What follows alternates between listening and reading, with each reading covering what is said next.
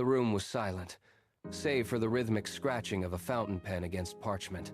Namugga stood in the doorway, her hands pressed flat against the doorframe, watching the ink bleed into the paper. At the desk, Magala leaned forward, his shoulders shifting with a slow, deliberate motion. He did not look up. He did not acknowledge the person who had just lost everything. He gripped the pen until his knuckles turned white, then added a final, heavy flourish to his signature. He set the pen down with a sharp click that echoed off the high ceiling. A grin spread across his face, a jagged line that seemed to widen as he slid the documents toward his own side of the table. He stood, adjusted his position, and finally turned to face the door.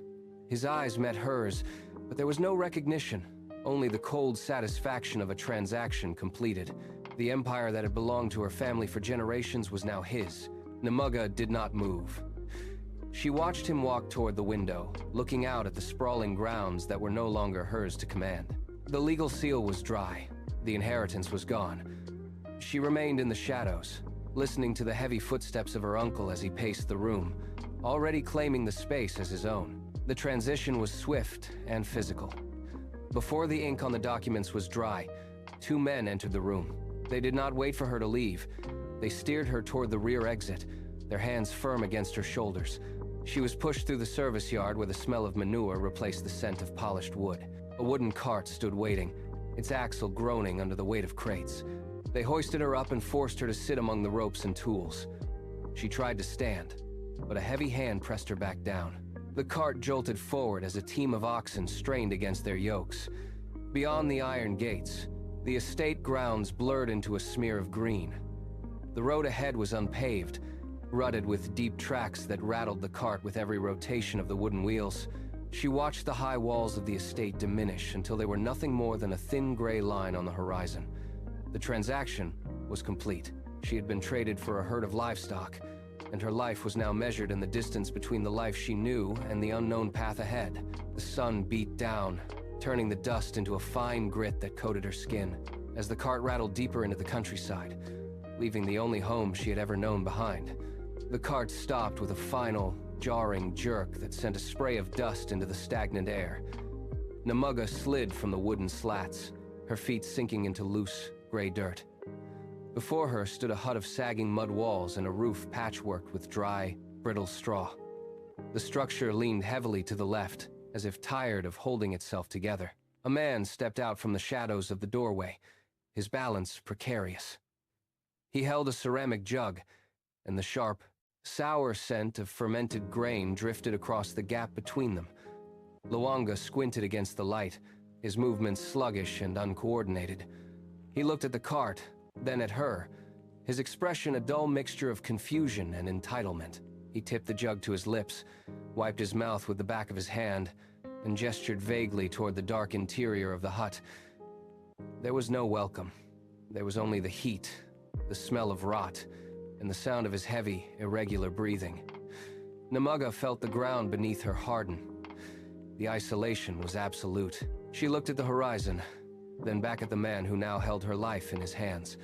A cold, sharp clarity cut through her exhaustion. She was no longer a person of consequence. She was a resource to be consumed. She stepped forward, forced her pulse to slow, and began to scan the perimeter for a way to survive the coming night. The sun was a weight on her shoulders, burning through the morning haze. Namugga knelt in the dirt, her hands pressed into the crusty, sun-baked earth. She pushed. The soil was dense, packed hard by years of neglect, resisting her every movement. She gripped a rusted tool, its handle slick with her own sweat, and drove it downward. It struck a stone, sending a jarring vibration through her wrists that made her teeth ache. She pulled, wrenched, and cleared the debris, one handful at a time. The ground was littered with sharp pebbles that scraped her palms raw.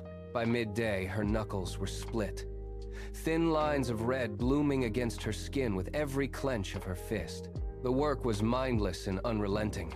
She did not stop for water. She did not stop for shade. She focused only on the rhythm of the blade against the earth, the grit filling her fingernails and the burning in her shoulders. Her muscles seized, then relaxed, then seized again as she crawled forward along the rows. The soil clung to her, a dry, abrasive layer that found every nick and cut. When the light finally began to fail, she sat back on her heels, breathing hard. Her hands were trembling, stained dark with the earth she had fought all day. She looked at the field, then down at the damage to her own body, and felt the first pulse of a different kind of strength taking root. The neighbor approached as the sun dipped low, extending a calloused palm filled with copper coins. It was the standard wage for a day of grueling labor in the heat. Namugga looked at the metal, then at the man. She shook her head. The man frowned, his brows knitting in confusion as he held the coins higher, thinking she misunderstood the value. She stepped past him, her eyes tracking the movement of a small, bedraggled bird huddled near the fence.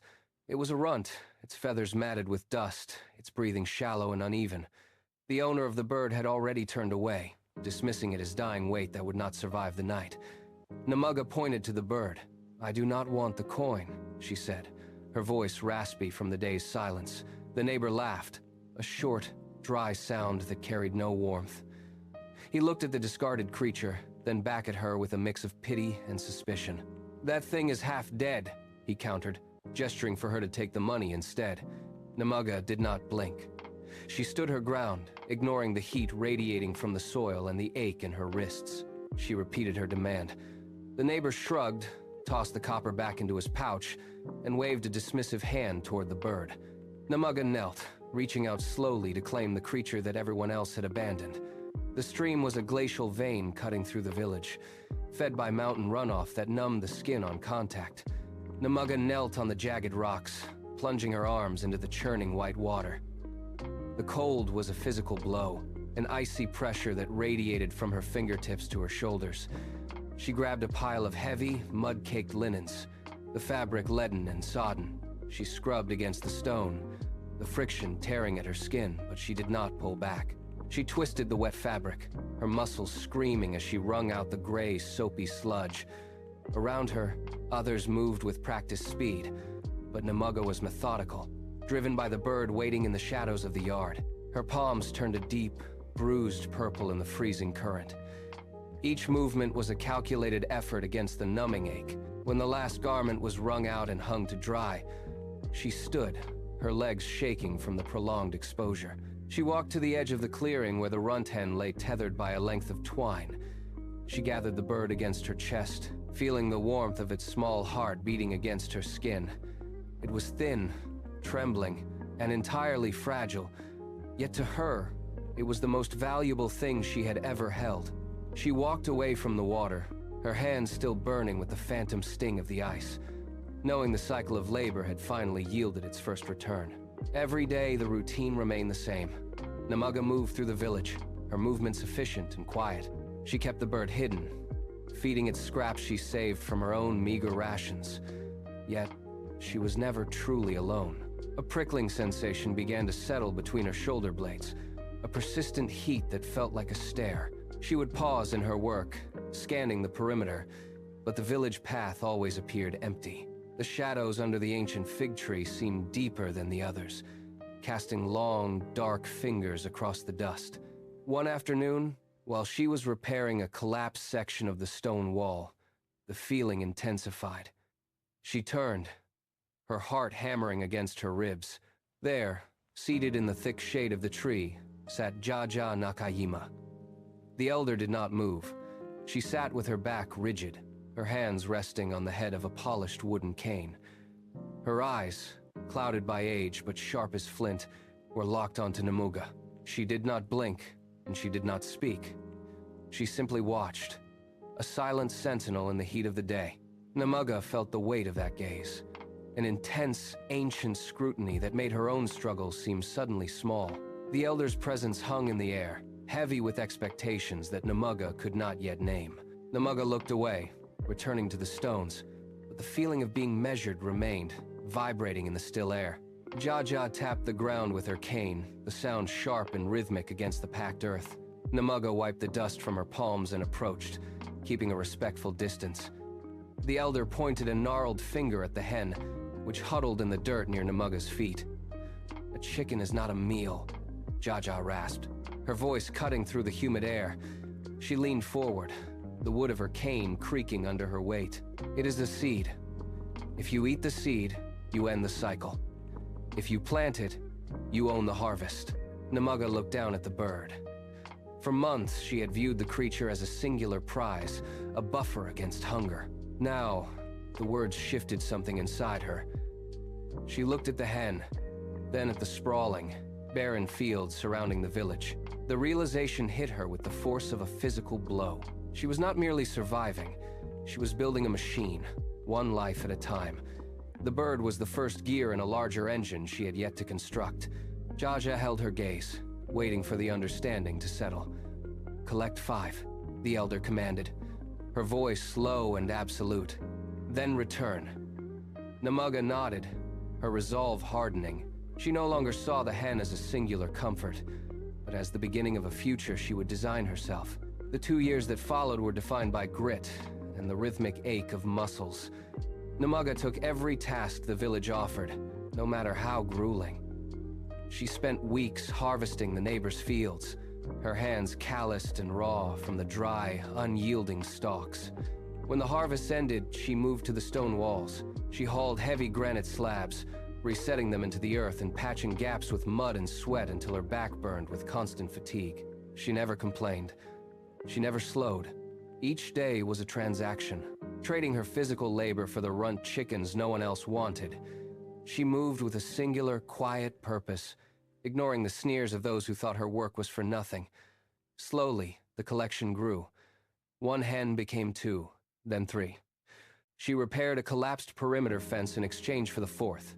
The 5th hen came after a month of clearing a rocky, overgrown plot alone.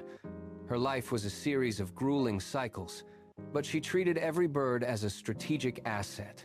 She kept them out of sight, tucked away in the shadows of the yard, ensuring each one remained healthy. Her patience was a weapon. By the time the 5th bird was secured, Namugga had transformed her own endurance into the foundation of her future, brick by heavy, sun-baked brick. Namugga retreated to the mud-walled cellar beneath the yard, a space carved into the cool, damp earth. The 5 hens moved quietly in the dim light, their feathers brushing against the dirt floor. She kept the cellar door barricaded with heavy stones, creating a sanctuary where no villager would look. Every day she checked the nests. Each egg was a potential life, a fragile promise of expansion. Her own stomach cramped with hunger, the smell of fresh eggs sharp and persistent, but she never cracked a shell. She gathered the eggs with steady fingers, placing them deep into the warmth of the straw. She ate only the scraps she scavenged from the roadside, leaving the protein for the birds. Her life was defined by this disciplined starvation. She spent hours in the dark, monitoring the humidity and the temperature of the nests, moving with a calculated, silent intensity. The cellar grew crowded as the weeks passed. The air became thick with the scent of hay and avian life. Namugga watched the nests, waiting for the first sign of cracking. She was building an empire in the shadows, and every egg she saved was a brick in the foundation of her future. Namugga led Jaja Nakayima into the cramped depths of the cellar. The elder moved her cane across the dirt, light catching the dusty air. She counted the 5 birds, her eyes narrowing as she studied the coop. Then, she stepped back and shook her head. She pointed her cane toward the surface. "The engine is built," Jaja rasped, the sound cutting through the stillness. "But it lacks a driver." Namugga followed her out into the bright, harsh glare of the afternoon. Jaja gestured toward the distant fenced perimeter of the estate holder's land. She spoke a single name, Ares. The mention of the bird caused the nearby laborers to pause and look away. Ares was not a chicken. He was a violent, feathered terror that had shredded the hands of every man who dared cross his path. His reputation preceded him like a physical blow. Stories circulated of his razor-sharp talons and his relentless, territorial fury. The air around the estate felt heavy, charged with a predatory silence. Namugga looked toward the horizon, where the massive rooster was known to roam. Her pulse quickened. The task was no longer about simple labor or patience. It was a direct confrontation with a force that seemed designed to kill. The dread settled into her bones. Cold and absolute, Namugga crossed the threshold into the estate lands. The ground here was packed hard by the tread of heavy boots. In the center of the yard stood the estate holder, his thumbs hooked into his belt. Watching her approach with a sneer, He did not ask her business. He looked toward the wire enclosure where the massive rooster paced. The bird let out a guttural, low-pitched sound that vibrated in the dirt.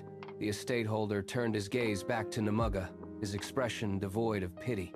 He laid out the terms clearly. She would have one chance to seize the bird with her bare hands. If she succeeded, the rooster was hers. If she failed, she would provide a year of unpaid labor in his fields, starting the moment she touched the wire. The stakes were absolute. This was not a negotiation. It was a trap designed to break her spirit before the physical struggle even began. The other laborers stopped their work, their eyes fixed on the gap between the girl and the enclosure. The silence in the yard deepened, broken only by the rhythmic, aggressive scraping of talons against stone. Namugga looked at the rooster, then back at the man. She nodded once. The wager was set. Her freedom for a year rested on the reach of her fingers. Namugga retreated to the scrub brush at the edge of the estate. She did not approach the fence again. Instead, she knelt in the dirt, her eyes locked on the rooster. For 3 days, she moved only when the sun was at its highest, when the heat made the air shimmer and distorted movement. She found a patch of wild anise near the creek, crushed the stems between her palms, and rubbed the pungent oil into her skin and hair. The scent was sharp, masking the human musk that would have triggered the bird's flight. She ate nothing. She drank only from the stream. Her focus narrowed to a singular point, the rooster's rhythm. She mapped the way he paced the enclosure, the way he tilted his head to listen for movement, and the specific, rhythmic twitch of his wings before he turned. Every hour, she shifted closer, sliding through the tall grass on her belly, leaving no broken stalks behind. By the third evening, she was 10 feet from the wire. She did not breathe. She did not blink. She watched the bird, and the bird, distracted by the lack of human scent, began to ignore the shadows at the fence line. The predator had become the prey, unaware that the girl in the grass was waiting for the exact moment the light hit his eyes. The sun dipped low, casting a long, sharp shadow against the wire. Namugga moved. It was not a run, but an explosion of kinetic force. She cleared the 10 feet in 3 strides, her fingers splayed for the strike. Ares sensed the shift, his neck feathers bristling, but he was a fraction of a second too slow. Namugga slammed into the enclosure, her hands locking around the rooster's thick, muscular neck. The bird reacted with blind, frantic rage. He thrashed, his legs kicking out like jagged pistons, and a razor-sharp spur raked deep across Namugga's forearm. A line of red bloomed instantly, soaking her skin and dripping onto the dry earth. The pain was white-hot, tearing through her muscle, but she did not flinch. She tightened her grip, burying her fingers into the coarse feathers until her knuckles turned white. The rooster beat his wings, a desperate, deafening sound that filled the yard, but she held him against her chest, bracing her boots into the dirt. She absorbed the strikes, her breath coming in ragged, shallow gasps. The estate holder stepped forward, his jaw slack as he watched the girl refuse to yield. Namugga pinned the bird, her eyes locked on the man, her arm bleeding steadily. She had won. The sky bruised purple, then black. By the time Namugga reached the edge of the estate road, the first drops of the storm hit like gravel. She tucked the bird tightly under her arm, his talons still digging into her skin, and began the 30-mile walk. The wind rose, whipping the tall grass and turning the red dirt path into a thick, clinging mire that fought every step she took. Her arm throbbed, the jagged wound from the capture weeping blood that the rain quickly diluted into streaks of pink. She stopped only once to shift the rooster's weight, but the bird lunged, pecking at her shoulder. She gritted her teeth and pushed forward. The temperature plummeted, her muscles burned, shivering from the cold, and the road ahead blurred into a wall of gray water. Each stride became a battle against the sucking mud. Her boots felt like lead, and her breath hitched in her chest, coming out in ragged, frantic gasps. She stumbled, fell to one knee, and the weight of the bird pinned her forward. She did not let go. She pressed her face into the cold, wet earth, gathered the last of her strength, and forced herself back up, moving one agonizing step at a time through the relentless downpour. The village appeared through the rain like a dark, blurred sketch. Namugga stumbled past the first huts, her frame shaking violently from the lingering cold.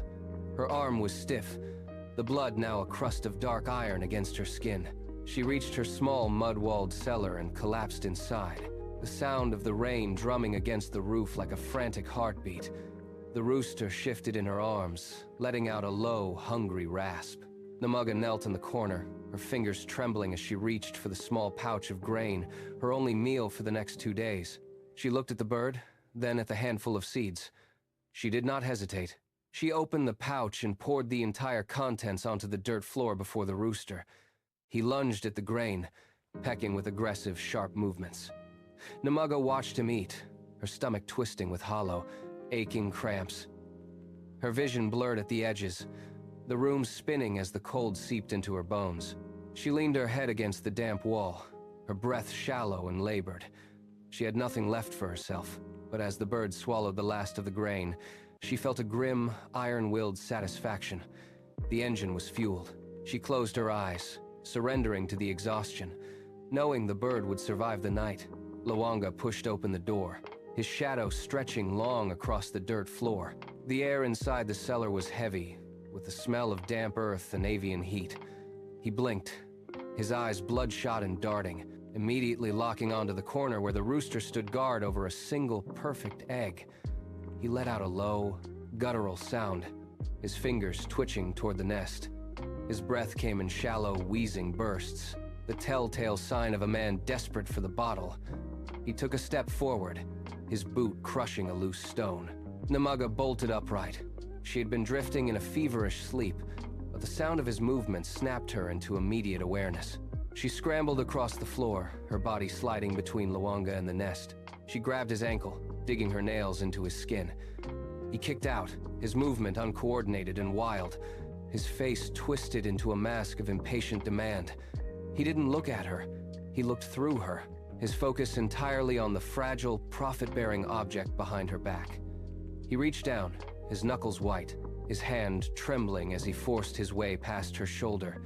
The room felt small, claustrophobic, and charged with the sharp, acidic scent of his desperation. He needed the egg, he needed the coin, he needed the drink. Luanga leaned in, his heavy palm hovering just inches from the nest. Before he could make contact, a sharp, rhythmic tapping sounded against the packed earth threshold. A shadow stretched across the floor, long and thin. JJ Nakayima stepped into the doorway, her frame framed by the harsh afternoon light. She did not raise her voice. She simply drove the iron-tipped end of her cane into the dirt between Luanga and the eggs. The impact sent a vibration through the floorboards. Luanga froze, his hands suspended in midair. Jaja leaned her weight onto the wood, her eyes fixed on the man. "An egg eaten today is 1,000 chickens stolen from tomorrow," she rasped. The words carried a weight that seemed to suck the air from the cramped cellar. Luanga looked at the cane, then at the elder, his jaw working silently. The tremors that had shaken his limbs only seconds ago slowed, then stopped. He pulled his hand back, his fingers curling into a fist at his side. The frantic, predatory energy that had driven him into the room drained away, leaving him looking smaller, hunched, and suddenly uncertain. He stared at the eggs, then at the rooster, and finally retreated a step. The silence in the room now heavy with his defeat. The silence in the cellar did not hold. It was replaced by a low, rhythmic thrumming that vibrated through the soles of their feet. Namugga tilted her head, her gaze shifting from Jaja to the low-set doorway. Outside, the sky had turned the color of bruised slate. A distant, muffled roar began to grow, sounding like the earth itself was splitting open. It was not wind, it was the sound of rushing water, heavy with silt and debris, tearing down the valley toward their compound. Suddenly, a thin, dark ribbon of liquid mud snaked over the threshold, pooling around the base of the cellar wall. Namugga lunged for the nest, her fingers brushing the warm shells as the water level climbed rapidly, soaking the hem of her skirt. The roar intensified, now a deafening, chaotic rush that drowned out the sound of their breathing. The mud-walled cellar, built for insulation, was quickly becoming a trap. Namugga looked up at the ceiling, then back at the door as the pressure of the rising floodwater pushed against the wood. The structure groaned, the walls softening as the liquid earth surged inside. Everything they had built, every bird and every egg, was now seconds away from being washed into the dark. The cellar floor turned into a swirling slurry of grit and freezing water. Namugga did not run. She dropped to her knees, plunging her hands into the churning muck to wall off the nest. Her fingernails tore against the packed earth as she clawed at the dissolving floor, trying to build a barrier. The water rose past her wrists, then her elbows, thick and heavy with debris. She grabbed loose stones and packed them tight against the encroaching tide, her movements frantic and rhythmic. Aries the rooster let out a sharp, piercing squawk from the corner, flapping his wings in panic. Namugga shoved more mud into the gaps, her breath coming in ragged, desperate gasps. She was covered in filth, her muscles burning as she fought the pressure of the rising flood. She refused to retreat, even as the walls began to weep liquid soil. Every time a wave surged inward, she pushed back with her own body, acting as a living levee. Namugga stood at the edge of the encroaching water, his bottle still in his hand, watching her fight. He looked at her hands, raw and bleeding from the soil, and then at the small, shivering lives she was shielding with her own frame. The sight of her absolute, unyielding refusal to give up pulled him out of his stupor. The glass bottle slipped from Namugga's fingers, shattering against a stone with a sharp, muted crack that barely registered over the roar of the rain. He stood still for a heartbeat, his gaze locked on the way Namugga braced her shoulder against the shifting wall. The water was waist-deep now, swirling with silt. Namugga took a heavy, deliberate step forward. He did not hesitate. He lunged into the muck, the dark liquid splashing high as he dropped beside her. His hands, usually clumsy and idle, moved with a sudden, desperate precision. He shoved a heavy wooden plank against the base of the wall, using his weight to pin it against the incoming surge. Namugga looked up, her face streaked with mud, eyes wide with the shock of his presence. Namugga grunted, his muscles bunching as he fought the current, his back to the raging flood.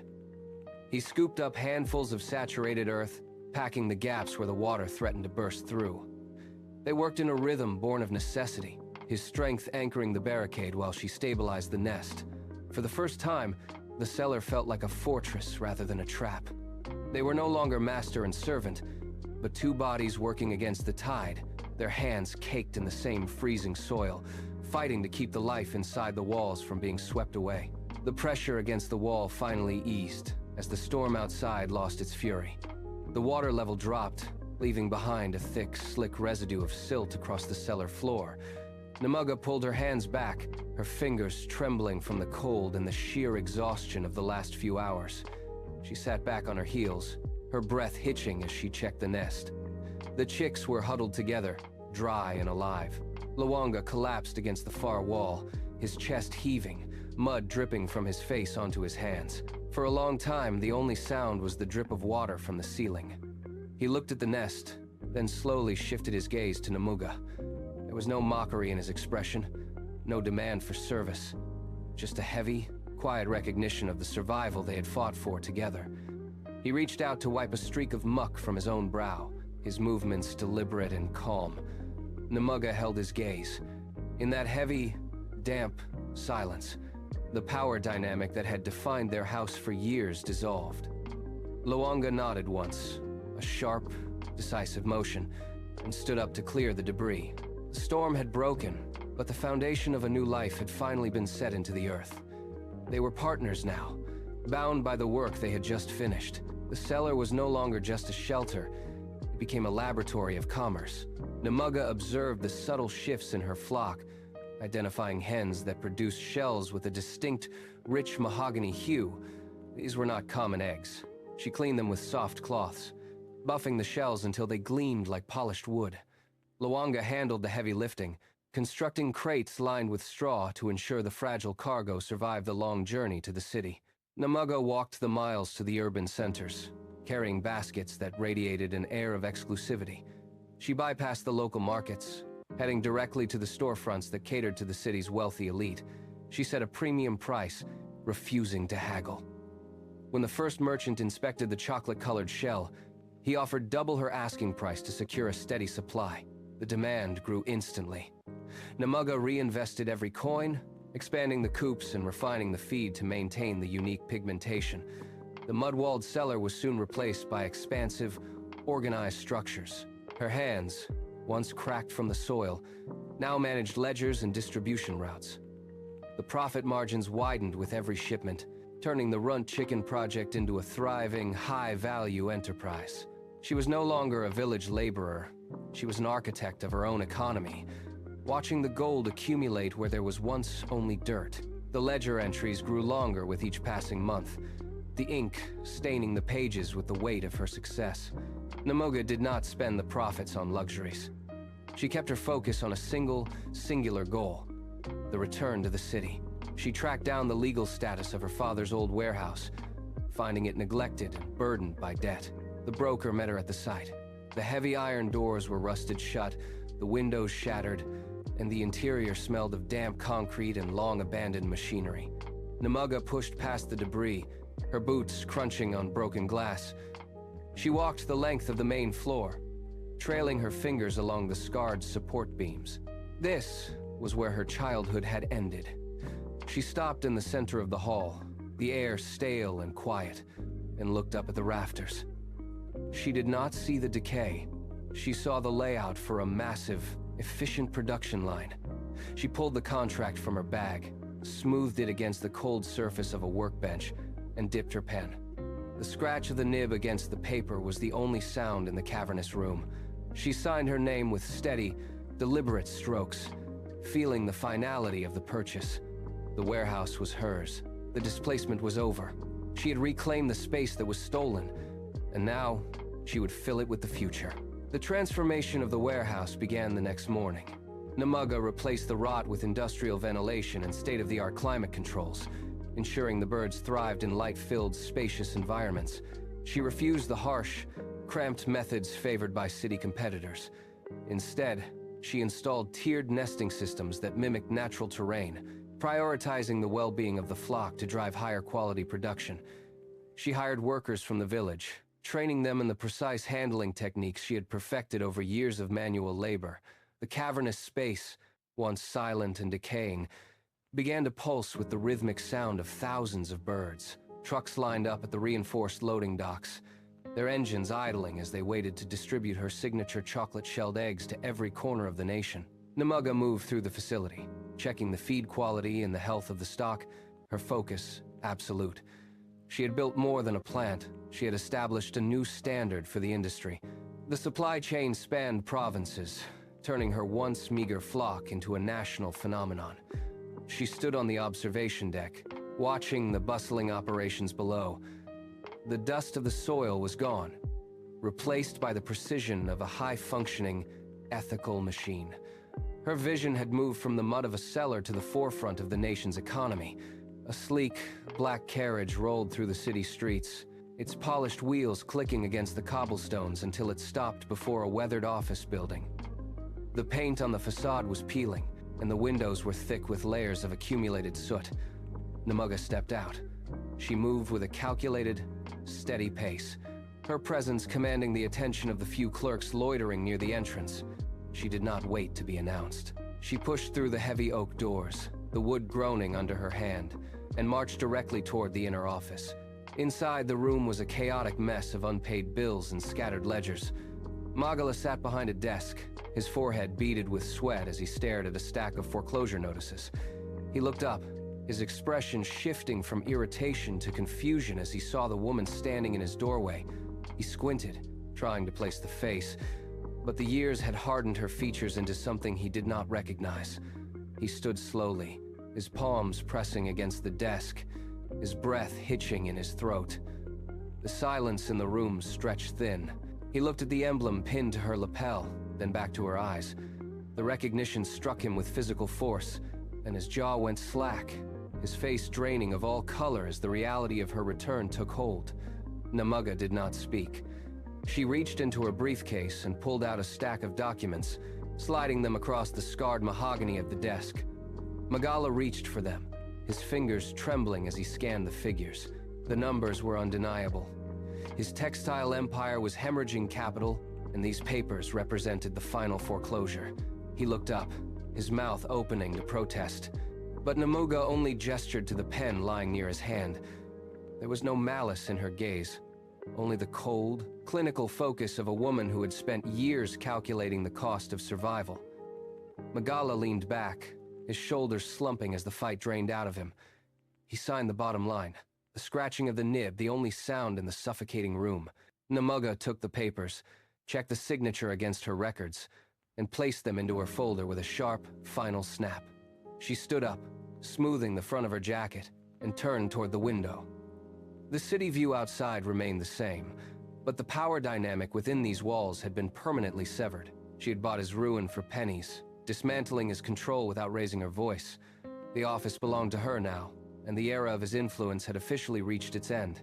Namugga did not leave him in the city. She pointed toward the door, her movement precise, signaling that his time in the office was over. Outside, the same cart that had once hauled her away now sat waiting, its wooden frame creaking under the weight of crates. Magala stumbled as he stepped onto the street, his movements uncoordinated and clumsy. She walked behind him, watching as he was loaded into the back of the transport. He shouted, but his voice was swallowed by the city noise. The journey back to the village was long, and with every mile, the skyline faded into the familiar, dusty horizon of the rural plains. When the cart finally pulled into the village, the air smelled of feed and earth. She led him not to a house, but to the sprawling, mud-walled poultry plant. She handed him a shovel. Magala stared at the tool, his hands hovering over the handle, refusing to grasp it. Namugga stood by the gate, her posture relaxed, waiting. He looked at the vast rows of cages, then at the dirt beneath his boots. He reached down and took the shovel. The cycle had locked into place. The man who once held the pen now held the spade, tasked with cleaning the pens he had once deemed beneath his notice. The sun dipped toward the horizon, casting long, amber shadows across the village floor. Namugga sat on the wooden porch, her back resting against the post, the heavy work of the day finally behind her. Jaja Nakayima moved slowly out from the house, her cane clicking against the stone before she took her place in the neighboring chair. Neither woman spoke. There was no need. Across the sprawling fields, thousands of birds stirred, their soft cooing rising and falling like a slow, rhythmic tide. The air was cool, smelling of dried earth and evening grain. Namugga watched the last of the light catch the feathers of the flock, a shifting carpet of color that stretched toward the edge of the woods. She remembered the runt chicken she once hid in the dark, and the mud-walled cellar that had kept her survival alive. Now, the quiet hum of the plant was a testament to every year of labor. She leaned forward, resting her elbows on her knees, observing the orderly motion of the birds as they tucked their heads away. The frantic pace of the past had dissolved into this singular, steady pulse. Beside her, Jaja closed her eyes, the lines on her face softening in the fading glow. The world was still, the cycle complete, and the long, arduous path had finally led to this place of profound, unshakable peace. Namugga looked down at her chest. The golden plume emblem caught the last rays of the sun, a sharp, metallic glint against the fabric of her coat. She traced the edge of the pin with a thumb roughened by years of soil and stone. It was more than a mark of trade. It was a physical record of every choice. She thought of the mud-walled cellar, the weight of the rooster in her arms during the storm, and the nights she had gone hungry to ensure the flock survived. Those memories were not heavy anymore. They were the foundation. She looked out over the vast expanse of the farm, where thousands of birds moved with a rhythmic, predictable grace. Her success was not built on luck, but on the refusal to break under the pressure of the fields. She stood up, the chair creaking as she moved. The world had tried to trade her, to silence her, and to bury her in the dirt of someone else's ambition. Instead, she had turned the dirt into a kingdom. She adjusted her posture, felt the weight of the day settle, and walked toward the center of the yard. Ownership was not about the paper or the title. It was about the courage to dig, to build, and to transform the broken pieces of a life into something that endured. The golden plume shone bright, a silent promise that the future belonged to those who claimed it with their own two hands.